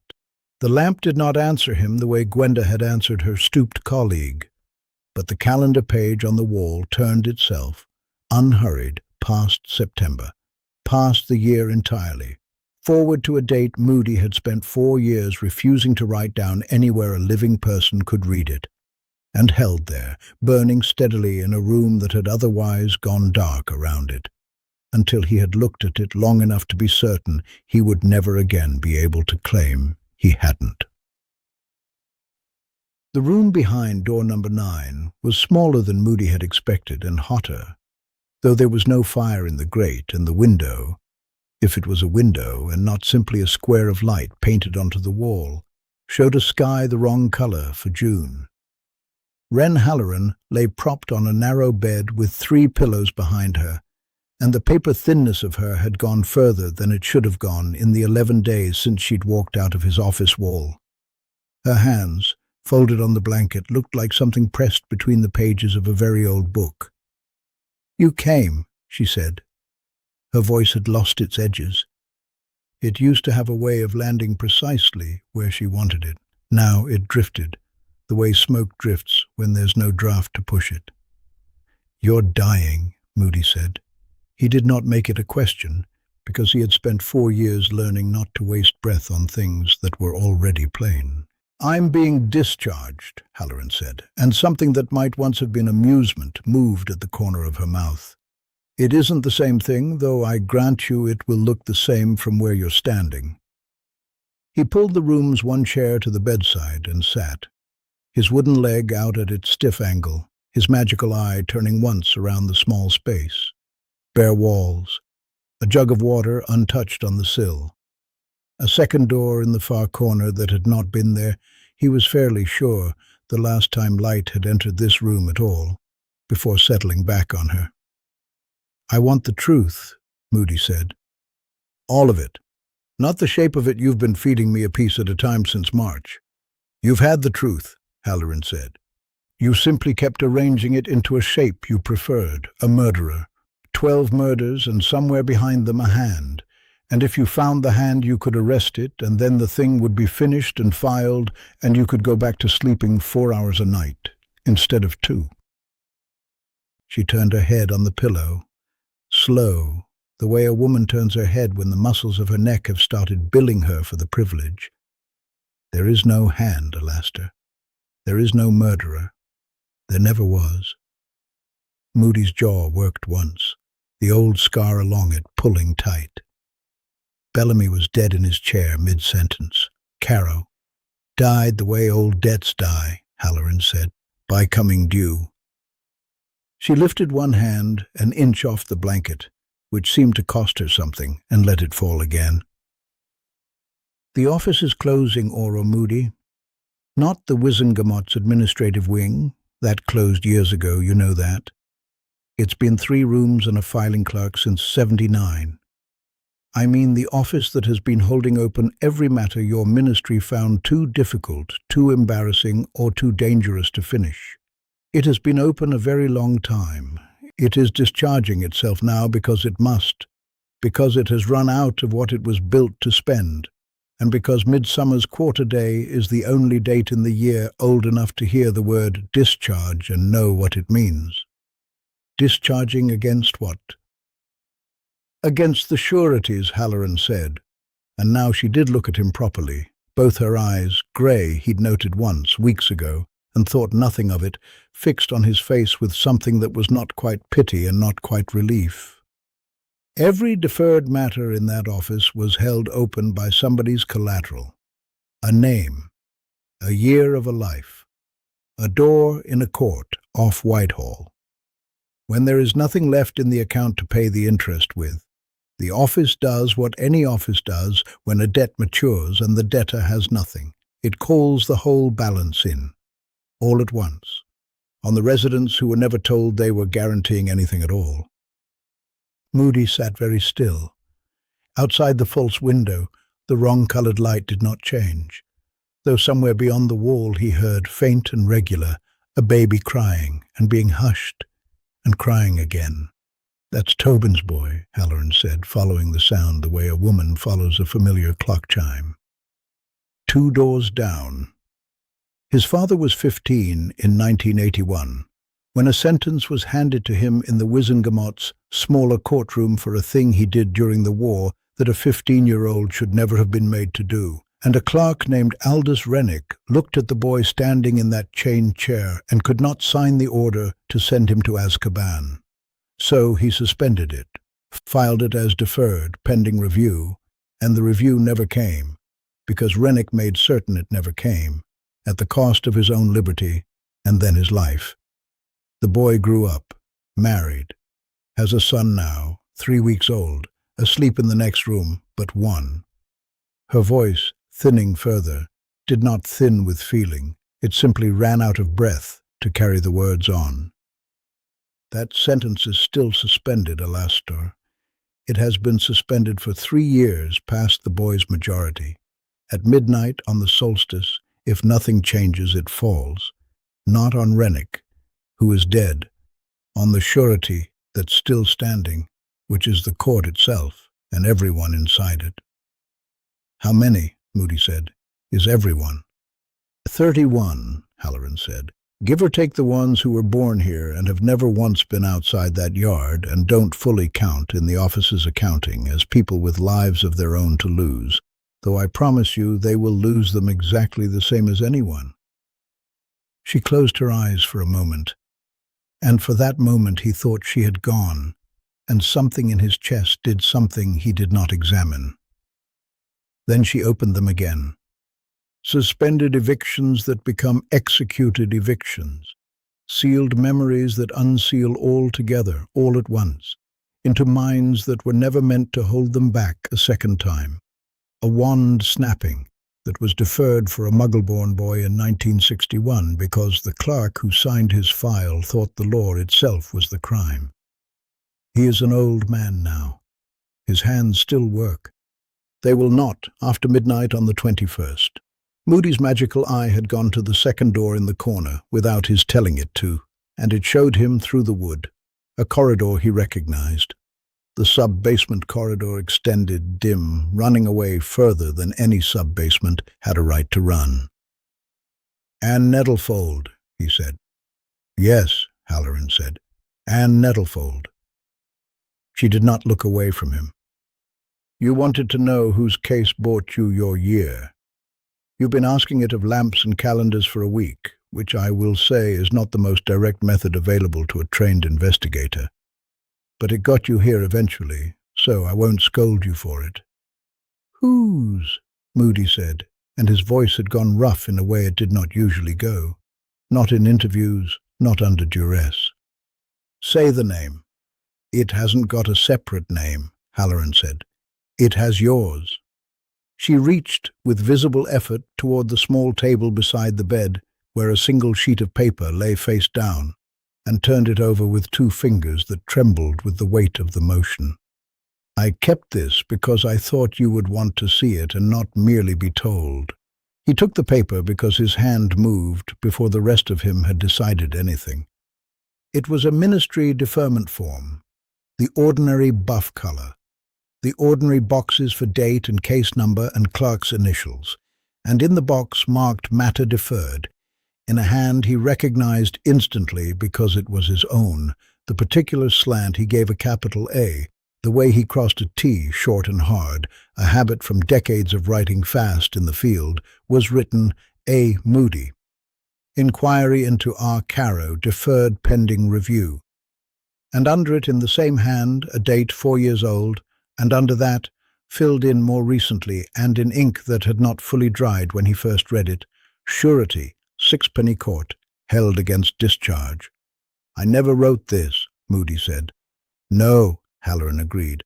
"But it was written in the only hand the office had to use because the office had already decided it was your matter and could not file it under any name but the one that owned it.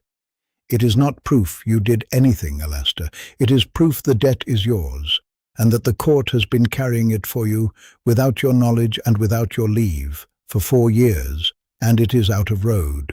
He sat with the paper in his hand for a long time. The baby cried again, 2 doors down, and was hushed.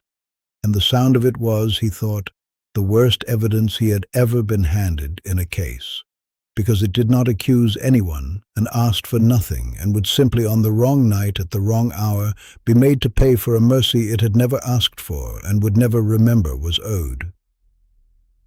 "There's a third way," he said finally. "There's always a third way. I've broken worse locks than this." Halloran's mouth moved, not quite a smile. "I hoped you'd say that. I even hoped for about a day that it might be true." Her eyes had begun, very slowly, to lose their focus on him, the way a lamp loses its flame, not all at once, but by degrees. "Go and look for it, then. You have until the solstice. It's the 21st. 10 days. She was asleep, or something adjacent to asleep, before he reached the door. He spent the 10 days the way he had spent the worst weeks of the war, sleeping in chairs, eating standing up, going back over ground he'd already gone over on the theory that the second look finds what the first one missed. He petitioned 3 departments that told him, with varying degrees of apology, that Sixpenny Court did not exist on any register they could locate, and therefore could not be the subject of an emergency order. He found the original 1961 wand-snapping file and the original 1981 sentencing record, and confirmed, at cost of 2 more sleepless nights, that both had genuinely been marked deferred by clerks now dead, and that no appeal, no rehearing, no writ he could construct out of 40 years of aura training would reach a court that was not, in any sense the ministry recognized, a court at all. He went back to the buff-colored paper 4 times and stared at his own handwriting until the letters stopped meaning anything.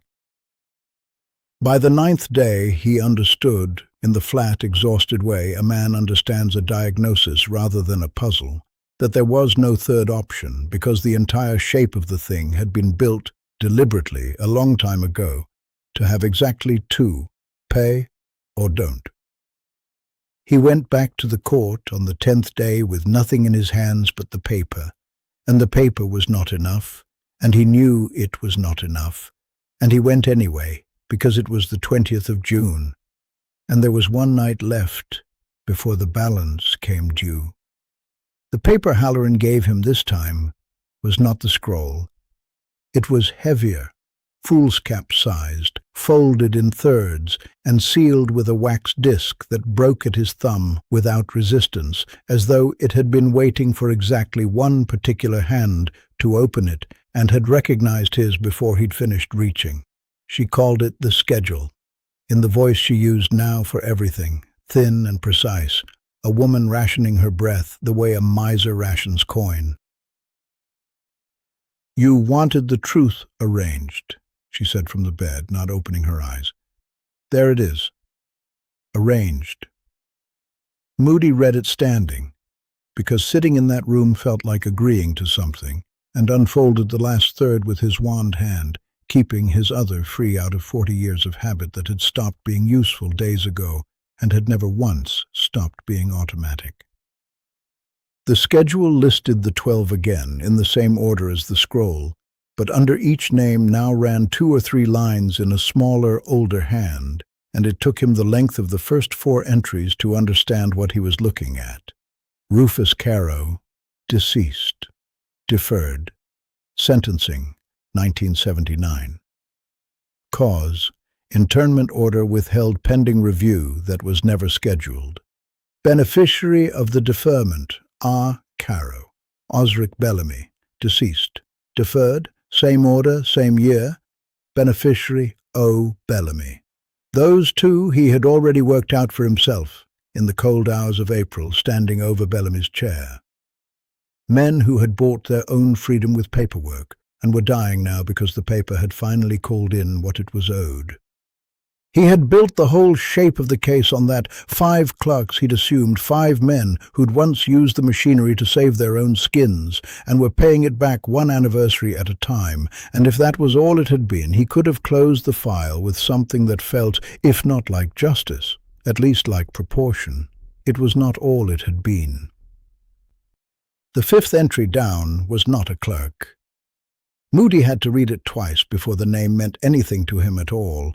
Miriam Oxlade, deceased 1981, and under it, deferred. Conviction, unlawful use of memory charm on a ministry official, 1980. Confession obtained. Beneficiary of the deferment, M. Oxlade. Circumstance, confession extracted under duress. Petitioner Muggleborn, case marked for review and never reviewed. He stood very still. "She didn't do it," Moody said. "It wasn't a question, and Halloran didn't treat it as one." "No," Halloran said. "She confessed because a man named Aldous Trench held her under water in an interrogation cell for the better part of an hour and told her the memory charm would go away once she signed, and it did, because it had never existed in the first place. The clerk who filed her case, one of yours, one of the 22, found the confession, found Trench's name on the transfer order, and could not undo the conviction. He could only defer it. So he did. She served 4 years of a life sentence before the fever that killed her, and the file that should have freed her sat in a drawer marked pending for the whole of it. Moody's jaw worked. Somewhere behind his ribs, in the part of him that had spent 4 decades believing the law was a slow, ugly, occasionally corrupt machine that nonetheless arrived, eventually at something like the truth, a plank gave way that he had not known was still holding weight. "How many," he said, "of the 12, how many are like her?" 7, Halloran said. 7 of the 12 are people your clerks hid inside their own machinery. People the system had already decided to destroy and could not be stopped from destroying by any ordinary means. So the clerks did the only dishonest thing available to an honest man and buried the paperwork instead of the person. 5 are men like Caro and Bellamy who used the same tool for the opposite purpose and bought themselves a decade they had not earned. Her eyes opened finally and found him with an effort he could see cost her something physical, a narrowing of the whole face. "You built your murder investigation on the 5 Aura Moody, because the 5 made a satisfying case. Guilty men, paying at last. You did not look very hard for the other 7 because they did not fit." He wanted to argue that. He found he couldn't, quite, and the not being able to was its own small, specific pain, worse in its way than anything the court had shown him in its memory that let itself flood the corridor. 12, he said instead, working it, because working a problem was the only shape his hands knew how to make when the rest of him had nothing. 5 and 7 is 12. "Read the last one," Halloran said. He had read the last one, on the scroll, in March, 3 months and a lifetime ago, a name at the bottom of a list, unremarkable then because it had come without context, one more surname among clerks and criminals he'd never met. He turned to it now on the schedule and found that the smaller hand beneath it was not the old, careful copperplate that ran under all the others. It was rougher, quicker. A hand under strain, the kind a man produces when he is writing something he does not want to finish writing. "Alastor Moody," it said. "Deferred inquiry, unlawful use of force. Case, Nettlefold, 1980. Beneficiary of the deferment, A. Moody. Circumstance unrecorded by request of the deferring party." He read it a 3rd time to be sure the letters weren't doing what Bellamy's had done, weren't rearranging themselves into something kinder. They didn't.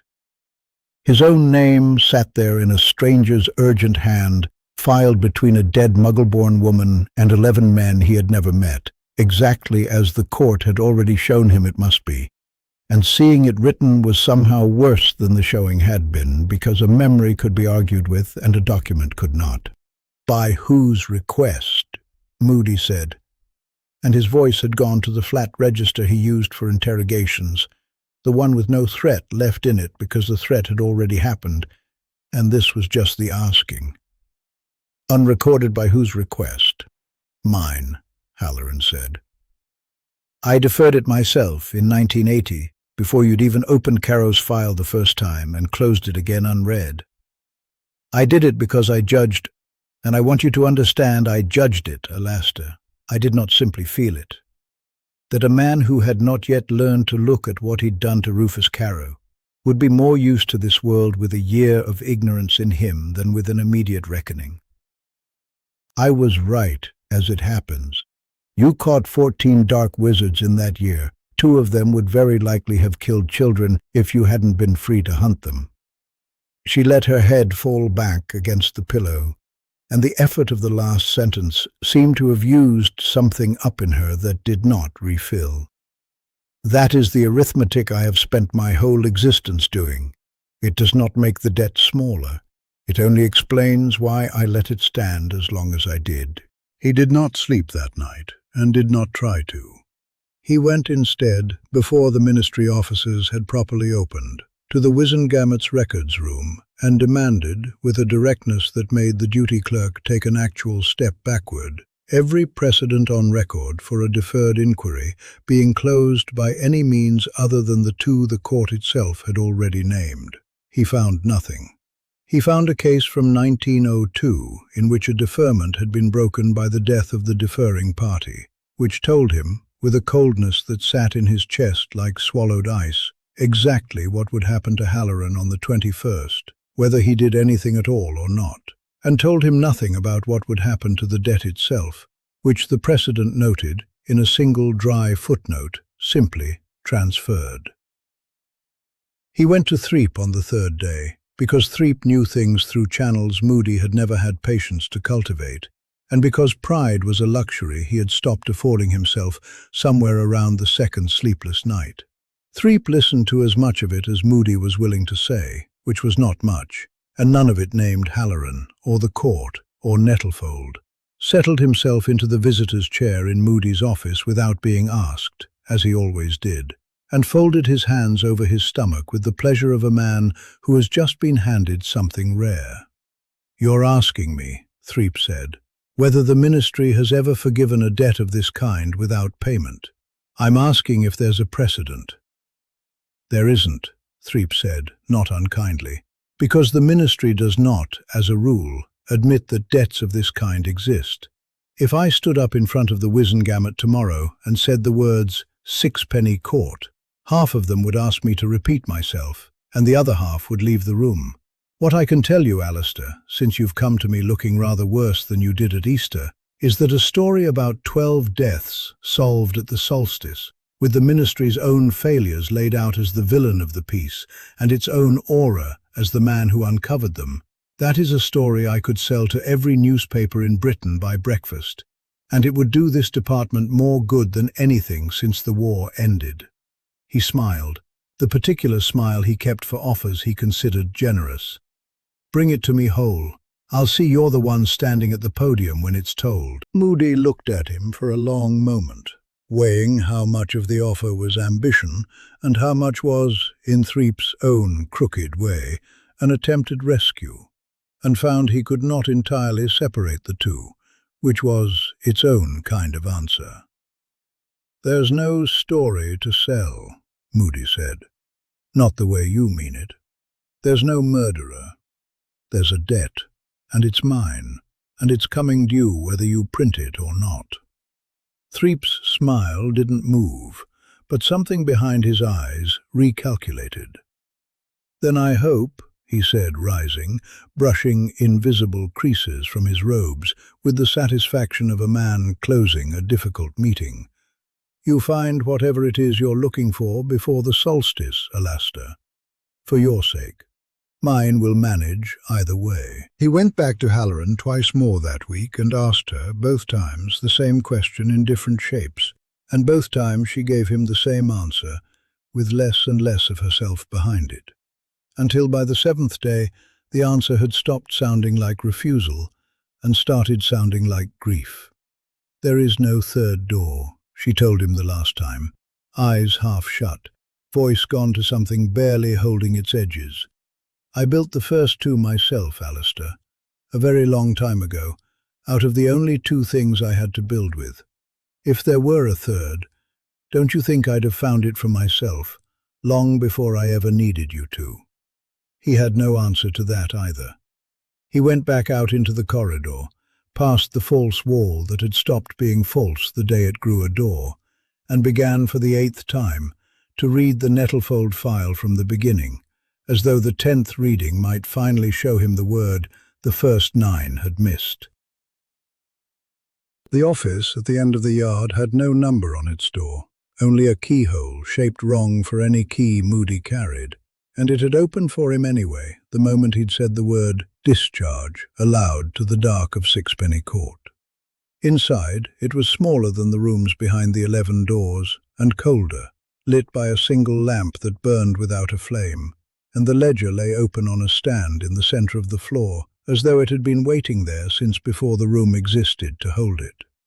Threep stood at his shoulder, close enough that Moody could smell the wax he used on his hair, and did not sit down, which was itself a kind of statement from a man who made a habit of settling into other people's chairs uninvited. "You could still call it," Threep said. "The book, I mean. Say the word and it opens the way it's meant to. The whole schedule. Live. In front of witnesses. 5 names come off warrants they issued for themselves and never served. That's not a scandal, Alastor. That's a headline that writes itself. Ministry officials arrest themselves 12 years late. I could have the prophet on the steps of the ministry inside the hour.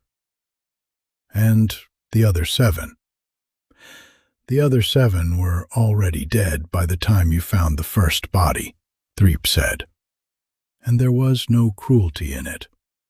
Only the flat arithmetic of a man who had learned to say hard things without flinching, because flinching cost him readers.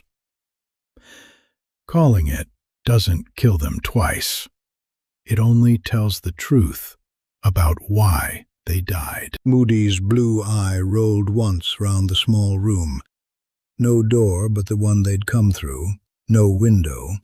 Walls the color of old parchment gone soft with damp that never quite became mold, and settled back on the ledger.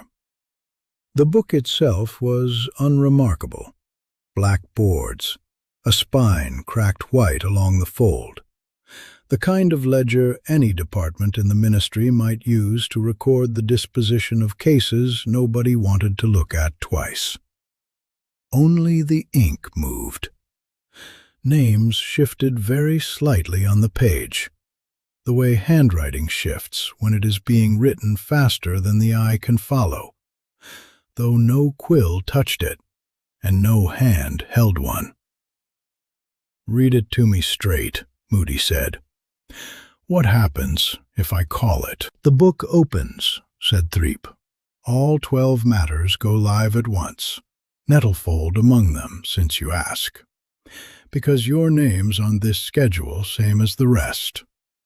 The 5 guilty men stand arrested on warrants they wrote themselves and buried, which is as close to justice as this business is ever going to get. The 7 innocent stay dead, because nothing in that book brings anyone back, whatever it looks like it's offering you. And Sixpenny Court." Threep paused, and here, for once, something in his voice thinned out, lost its polish. Sixpenny Court is discharged in full. Every surety called, every collateral collected. 31 people, Alastor, and I understand there are children among them. "There are," Moody said. "I've met one." "Then you understand what I'm telling you. The book doesn't distinguish between the clerk who deferred an internment order to save 1,100 lives and the boy who happened to be born in a room that was standing surety for it. It collects. That's the whole of what it does. It collects, and it doesn't ask whether the collection is deserved." Moody looked at the ledger a long while without touching it. He was thinking of Tobin Gilly's chalk on the flagstones, the washing line gone dead still the moment he'd said Nettlefold aloud in that yard, the boy's voice losing every trace of childishness in a single sentence. "You're not meant to say names here."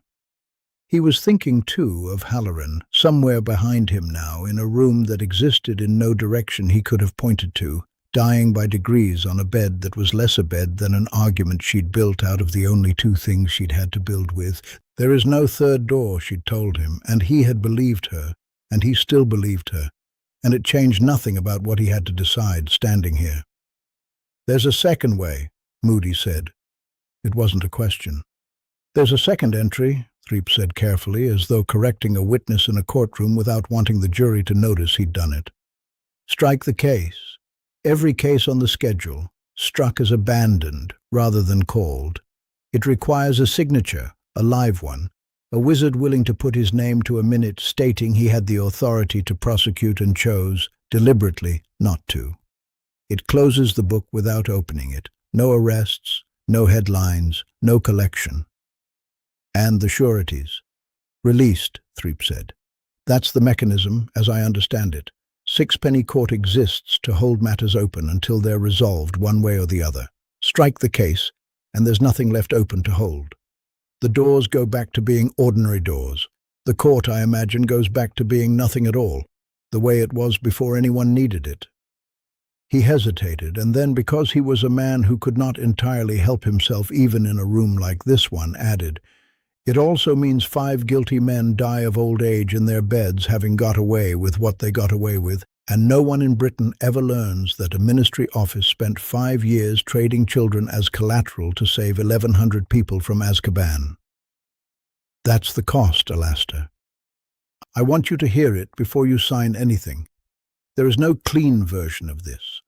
There's only the version where a scandal gets told and the version where it doesn't. And either way, people who did nothing wrong pay for it." "They've already paid for it," Moody said. 4 years of it, some of them longer. I've met a boy who's spent his whole life behind a door his mother stood surety for."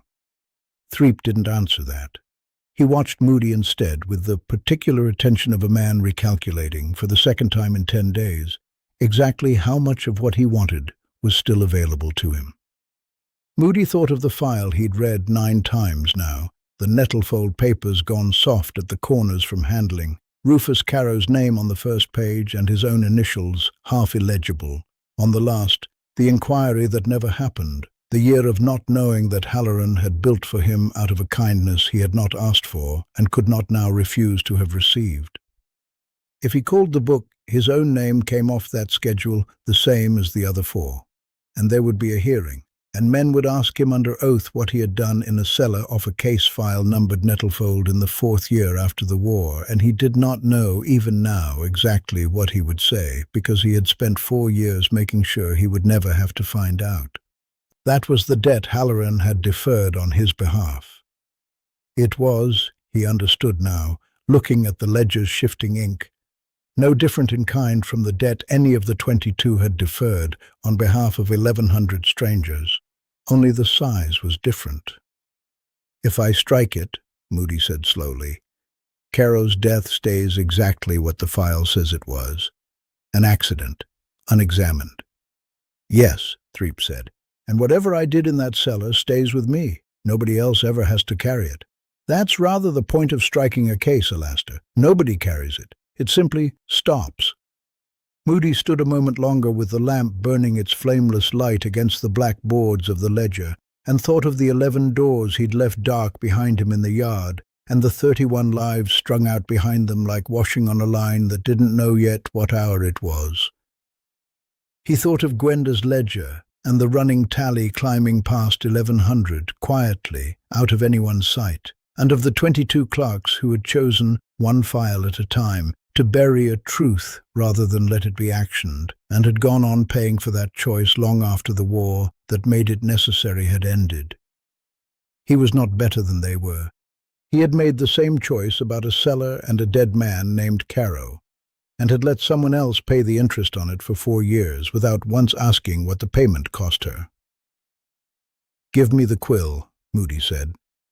Threep produced one from inside his robes with the speed of a man who had been carrying it since before he arrived, and a strip of parchment already headed with ministry formulae Moody didn't bother to read in full. Case numbers, a date, a line for a signature, under words that stated, plainly enough, that the undersigned officer, having full knowledge of the facts, declined to prosecute matters properly within his authority to prosecute, and released them, all 12, as abandoned. "You understand," Threep said, watching him take the quill, "that this ends your career the moment anyone above me reads it properly. A minute like this doesn't stay sealed forever. Somebody always finds the sealed ones eventually. I should know. I've built half a career on finding them." "Then somebody will find it," Moody said, "and they'll do with it what they like. That's not my business tonight." He signed it in the growling, uneven hand that had signed 1,000 Auror reports before this one. Alastor Moody. And the date, the 30th of June, 1984. And did not let his hand shake, though something in his chest had gone very still and very cold, in a way that had nothing to do with any curse he'd ever taken. The ink on the ledger's open page stopped moving the instant his quill left the parchment. Every name on it settled at once, the way a held breath finally goes out of a room. And somewhere above them, through the wrong-shaped keyhole, out across a yard Moody could not see from where he stood, a clock that had never yet struck the correct hour began, at last, to strike midnight. Sky over Whitehall had gone the colour of pewter by the time Moody found the stairs again, and the stairs, when he looked back at them from the top, were only stairs. Ordinary stone, worn in the middle, the way 10,000 ordinary feet wear stone, leading down to nothing but a cellar wall, no door, no keyhole shaped wrong for any key he owned. He put his hand flat against the brick anyway, because some habits didn't care what the evidence said, and felt only cold stone and the damp that collects in any building old enough to remember worse winters than this one. He did not thank her. Whatever had passed his lips down there, in whatever hour that had been, and he could not now say how long he'd stood in that room, could not say what the room had looked like beyond a general impression of grey and close.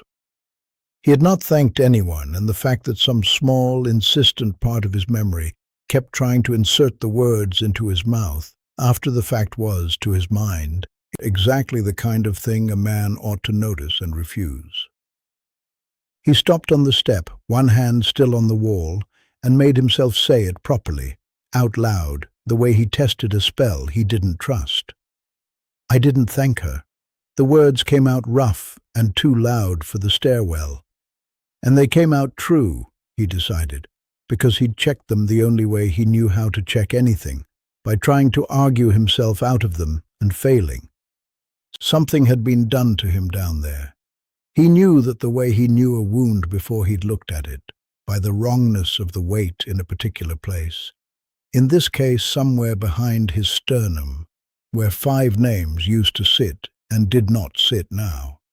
He had hunted 5 men since the war. He knew that much, the way a man knows he once had all his fingers. He could not have told a stranger a single name of the 5, could not have said what crime bound them, could not have said what nettlefold was, beyond the fact that the word itself still had a taste to it, metallic, like blood in a torn lip, and no meaning attached. Someone, something, a court, a corridor, a system built by clerks who had learned to trade in exactly this kind of debt, had gone into him and taken the names out and left the taste behind as a kind of receipt. He wanted, badly, to be furious about that. He found instead, standing on the cellar stairs with dawn coming grey through a grate above him, that he could not locate the fury anywhere it would hold still. It kept sliding off him, the way water slides off an angled roof. Perhaps that was the work too. Perhaps a mind that had just been edited couldn't reliably report on its own editing, and he understood, turning that thought over once, twice, that this not knowing was itself the worst part, worse than any grief the missing memory might have held, because a paranoid man's whole trade was knowing exactly what had been taken from him and by whom. And here he stood with an empty pocket and no memory of the theft. He had signed a document last night. That much he did remember, with a clarity that felt almost cruel by comparison. The quill's weight, Threep's face doing something complicated in the light. The ink on someone's ledger going still all at once. He remembered his own name in his own hand under a line of formulae he hadn't troubled to read, and the date, the 30th of June, and a clock somewhere above him beginning, at last, to strike an hour it had refused all night to strike. He remembered the strike of midnight. He did not remember what came after it, not clearly, not until now, this grey stare, this cold brick, this blank page folded once, along an old crease inside his coat, over his heart, exactly where he'd put it days before. He took the page out and looked at it again in the thin light. Still nothing. Still dense lines, arranged with the precision of real writing and the honesty of none. A locked door dressed as a door. He had carried it long enough now that its blankness no longer surprised him, only confirmed something he'd have said. Before all this, he already believed that some doors were built to be carried, not opened, and a man's job was sometimes only to know the difference and stop wasting his strength on the wrong one. He climbed the last of the stairs and came out into a morning that had, somehow, entirely forgotten to notice anything had happened at all. Sixpenny Court in the early light looked exactly as it had looked the first time he'd found it, and that too struck him as its own kind of answer. A place built to survive being noticed, going on being unremarkable the way a scar goes on being skin. A washing line had been strung the length of the yard between two hooks he hadn't seen before, and along it hung shirts, a child's pinafore, a pair of grey trousers turned inside out. All of it moving very slightly, though there was no wind Moody could feel on his own face, which told him something about the air in this place he decided not to pursue this morning. 31 people lived behind 11 doors here, and from the look of the line, most of them had woken up and gone about the ordinary business of a Friday, without once glancing at the sky to check what hour, what day, what debt might have come due in the night. He understood, watching a sheet lift and settle, that this was by design. Whatever had matured at midnight had not announced itself with a bell.